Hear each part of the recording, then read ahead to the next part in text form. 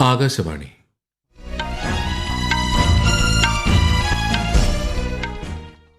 നമസ്കാരം. വാർത്തകൾ വായിക്കുന്നത് സുധിൻ സൈനുദ്ദീൻ.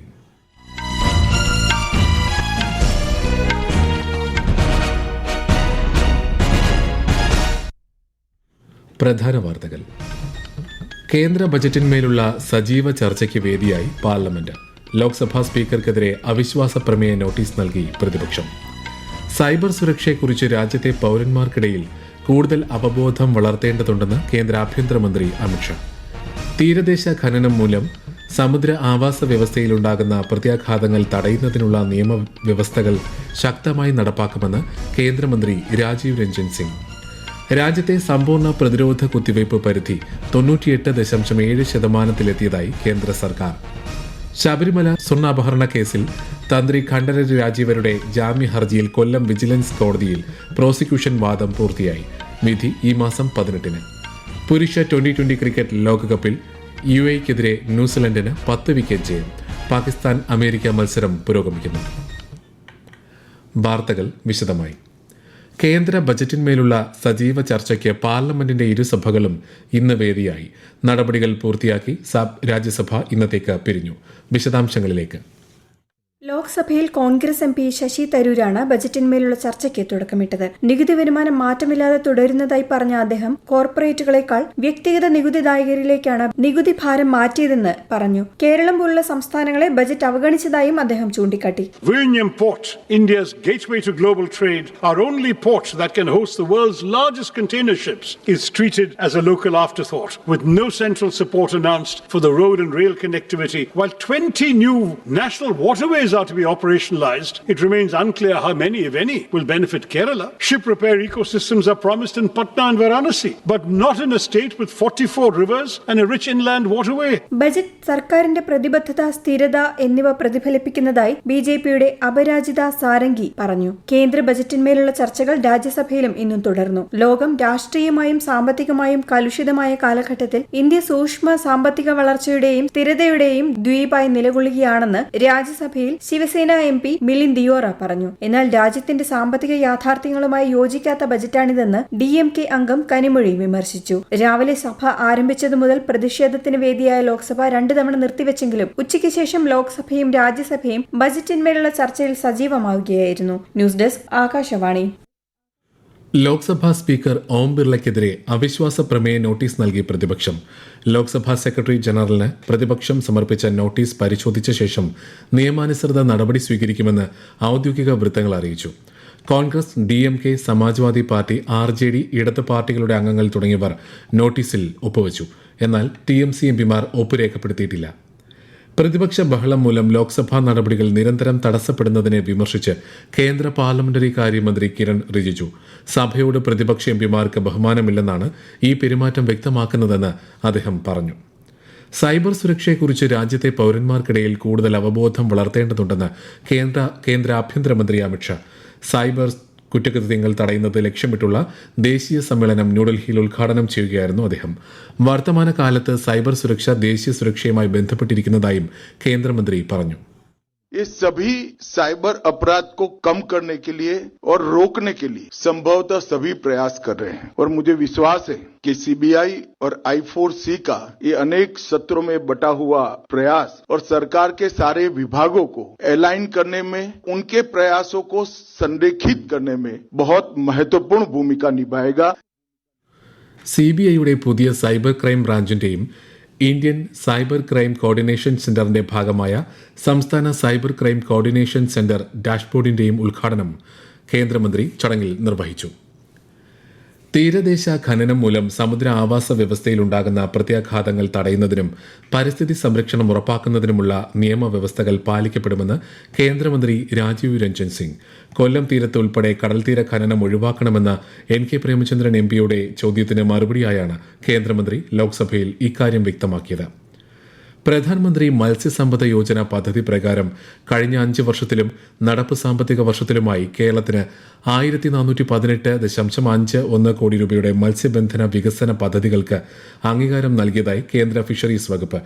ആഴക്കടൽ മത്സ്യബന്ധന യാനങ്ങൾക്കുള്ള പിന്തുണ, കൃത്രിമ പാരകൾ സ്ഥാപിക്കൽ, ബയോഫ്ലോക്ക് യൂണിറ്റുകൾ സ്ഥാപിക്കൽ പോലുള്ള അധിക ഉപജീവന പ്രവർത്തനങ്ങൾ പദ്ധതികളിൽ ഉൾപ്പെടുന്നു. ശബരിമല സ്വർണ്ണ അപഹരണ കേസിൽ തന്ത്രി ഖണ്ഡനറ്റ് രാജീവരുടെ ജാമ്യ ഹർജിയിൽ കൊല്ലം വിജിലൻസ് കോടതിയിൽ പ്രോസിക്യൂഷൻ വാദം പൂർത്തിയായി. വിധി ഈ മാസം 18-ന് പ്രസ്താവിക്കും. ജാമ്യാപേക്ഷയെ പ്രത്യേക അന്വേഷണ സംഘം എതിർത്തു. തന്ത്രിയുടെ കുടുംബാംഗങ്ങളുടെ അടക്കം സാമ്പത്തിക സ്രോതസ്സിന്റെ വിവരങ്ങൾ SIT കോടതിയിൽ ഹാജരാക്കി. ഈ വാർത്തകൾ ആകാശവാണിയിൽ നിന്ന്. ആകാശവാണി വാർത്തകളും വാർത്താ അധിഷ്ഠിത പരിപാടികളും all India radio news Thiruvananthapuram YouTube ചാനലിലും @all India radio news Thiruvananthapuram Facebook പേജിലും AIR ന്യൂസ് _ തിരുവനന്തപുരം ഇൻസ്റ്റഗ്രാം അക്കൌണ്ടിലും @AIR ന്യൂസ് _ TVM X ഹാൻഡിലും ലഭ്യമാണ്. രാജ്യത്തെ ഔഷധ സസ്യ മേഖലയുമായി ബന്ധപ്പെട്ട പ്രധാന നയങ്ങൾ, ഗവേഷണം തുടങ്ങിയ വിഷയങ്ങൾ ചർച്ച ചെയ്യുന്നതിനായി നാളെ ന്യൂഡൽഹിയിൽ ഔഷധ സസ്യങ്ങളെക്കുറിച്ചുള്ള ചിന്തൻ ശിവിർ സംഘടിപ്പിക്കും. നാഷണൽ മെഡിസിനൽ പ്ലാന്റ് ബോർഡ് സംഘടിപ്പിക്കുന്ന പരിപാടി കേന്ദ്ര ആയുഷ് മന്ത്രി പ്രതാപ് റാവു ജാദവ് ഉദ്ഘാടനം ചെയ്യും. രാജ്യത്തെ സമ്പൂർണ്ണ പ്രതിരോധ കുത്തിവയ്പ് പരിധി 98.7%-ലെത്തിയതായി കേന്ദ്ര ആരോഗ്യ കുടുംബക്ഷേമ സഹമന്ത്രി അനുപ്രിയ പട്ടേൽ. ഇതോടെ രാജ്യത്തെ മാതൃമരണനിരക്ക്, ശിശുമരണനിരക്ക്, നവജാത ശിശു മരണനിരക്ക്, 5 വയസ്സിൽ താഴെയുള്ള കുട്ടികളുടെ മരണനിരക്ക് എന്നിവയിൽ ഗണ്യമായ കുറവുണ്ടായതായി മന്ത്രി പറഞ്ഞു. രാജ്യസഭയിലെ ചോദ്യോത്തരവേളയിൽ മറുപടി നൽകുകയായിരുന്നു മന്ത്രി. വാക്സിനേഷൻ സേവനങ്ങളെക്കുറിച്ചുള്ള വിവരങ്ങൾ ഒരൊറ്റ കുടക്കീഴിൽ ലഭ്യമാക്കുന്ന സംവിധാനമാണ് യുവിൻ പോർട്ടലെന്നും രാജ്യത്തെ ആരോഗ്യരംഗത്തെ ഏറ്റവും പ്രധാനപ്പെട്ട മുന്നേറ്റമാണിതെന്നും ശ്രീമതി അനുപ്രിയ പട്ടേൽ വ്യക്തമാക്കി. आज भारत एक उदाहरण बनके दुनिया के समक्ष पेश हुआ है कि कैसे डिजिटल टेक्नोलॉजीज का उपयोग करके हम अपने जो यूनिवर्सल टीकाकरण अभियान है उसको और सफलता से एग्जीक्यूट कर सकते हैं और मैटरनल और चाइल्ड हेल्थ के जो हमारे लक्ष्य हैं उनको बेहतर ढंग से प्राप्त कर सकते हैं. കേരളത്തിൽ ചൂട് കൂടുന്ന സാഹചര്യത്തിൽ പൊതുജനങ്ങൾക്ക് ജാഗ്രതാ നിർദ്ദേശം നൽകി സംസ്ഥാന ദുരന്ത നിവാരണ അതോറിറ്റി. പകൽ 11 മണി മുതൽ 3 മണി വരെയുള്ള സമയത്ത് ശരീരത്തിൽ നേരിട്ട് കൂടുതൽ സമയം സൂര്യപ്രകാശം ഏൽക്കുന്നത് ഒഴിവാക്കണമെന്ന് നിർദ്ദേശത്തിൽ പറയുന്നു. ദാഹമില്ലെങ്കിലും പരമാവധി ശുദ്ധജലം കുടിക്കുന്നത് തുടരണമെന്നും നിർദ്ദേശമുണ്ട്.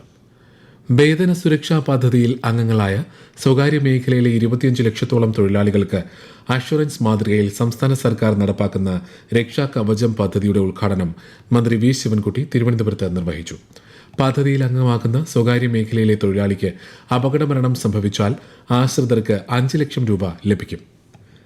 പുരുഷ T20 ക്രിക്കറ്റ് ലോകകപ്പിൽ UAE എതിരെ ന്യൂസിലൻഡിന് 10 വിക്കറ്റ് ജയം. UAE ഉയർത്തിയ 174 റൺ വിജയലക്ഷ്യം പിന്തുടർന്ന കെവീസ് 15.2 ഓവറിൽ വിക്കറ്റ് ഒന്നും നഷ്ടമാകാതെ ലക്ഷ്യം മറികടന്നു. ഇന്ന് നടന്ന ആദ്യ മത്സരത്തിൽ നമീബിയയ്ക്കെതിരെ നെതർലൻഡ്സ് 7 വിക്കറ്റിന് വിജയിച്ചു. 3-ാം മത്സരത്തിൽ പാകിസ്ഥാനും USA ഏറ്റുമുട്ടുകയാണ്. ടോസ് നേടിയ USA പാകിസ്ഥാനെ ബാറ്റിംഗിനയച്ചു.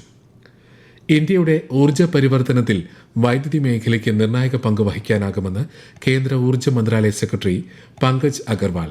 ശുദ്ധമായ ഊർജ്ജത്തിലേക്കുള്ള മാറ്റത്തെ പിന്തുണയ്ക്കുന്നതിനായി ആഭ്യന്തര വിതരണ ശൃംഖല ശക്തിപ്പെടുത്തേണ്ടത് അനിവാര്യമാണെന്ന് അദ്ദേഹം പറഞ്ഞു. വികസിത ഭാരതം, നെറ്റ് സീറോ ലക്ഷ്യങ്ങൾ എന്നിവ മുൻനിർത്തി നിതി ആയോഗ് 4 പ്രധാന പഠന റിപ്പോർട്ടുകൾ പുറത്തിറക്കിയ ചടങ്ങിൽ സംസാരിക്കുകയായിരുന്നു ശ്രീ അഗർവാൾ. നിതി ആയോഗ് CEO BVR സുബ്രഹ്മണ്യം ചടങ്ങിൽ സന്നിഹിതനായിരുന്നു. സൗദി അറേബ്യയിലെ റിയാദിൽ നടന്ന 2026 വേൾഡ് ഡിഫൻസ് ഷോയിൽ തദ്ദേശീയ പ്രതിരോധ ശേഷി പ്രകടമാക്കി ഇന്ത്യ.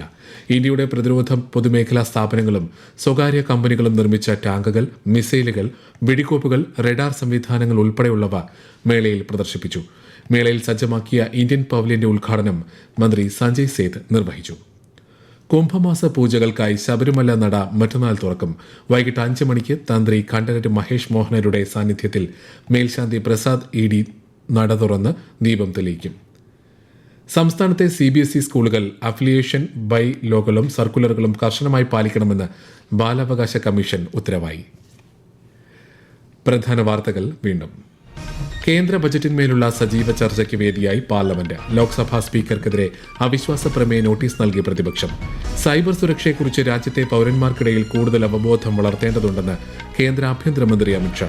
തീരദേശ ഖനനം മൂലം സമുദ്ര ആവാസ വ്യവസ്ഥയിലുണ്ടാകുന്ന പ്രത്യാഘാതങ്ങൾ തടയുന്നതിനുള്ള നിയമവ്യവസ്ഥകൾ ശക്തമായി നടപ്പാക്കുമെന്ന് കേന്ദ്രമന്ത്രി രാജീവ് രഞ്ജൻ സിംഗ്. രാജ്യത്തെ സമ്പൂർണ്ണ പ്രതിരോധ കുത്തിവയ്പ് പരിധി 98.7% കേന്ദ്ര സർക്കാർ. ശബരിമല സ്വർണ്ണാഭരണ കേസിൽ തന്ത്രി കണ്ഠരര് രാജീവരുടെ ജാമ്യ ഹർജിയിൽ കൊല്ലം വിജിലൻസ് കോടതിയിൽ പ്രോസിക്യൂഷൻ വാദം പൂർത്തിയായി. വിധി ഈ മാസം 18-ന്. പുരുഷ ട്വന്റി ക്രിക്കറ്റ് ലോകകപ്പിൽ യുഎഇക്കെതിരെ ന്യൂസിലൻഡിന് 10 വിക്കറ്റ് ജയം. പാകിസ്ഥാൻ അമേരിക്ക മത്സരം പുരോഗമിക്കുന്നു. വാർത്തകൾ കഴിഞ്ഞു. അടുത്ത വാർത്താ പ്രക്ഷേപണം 8:35-ന്.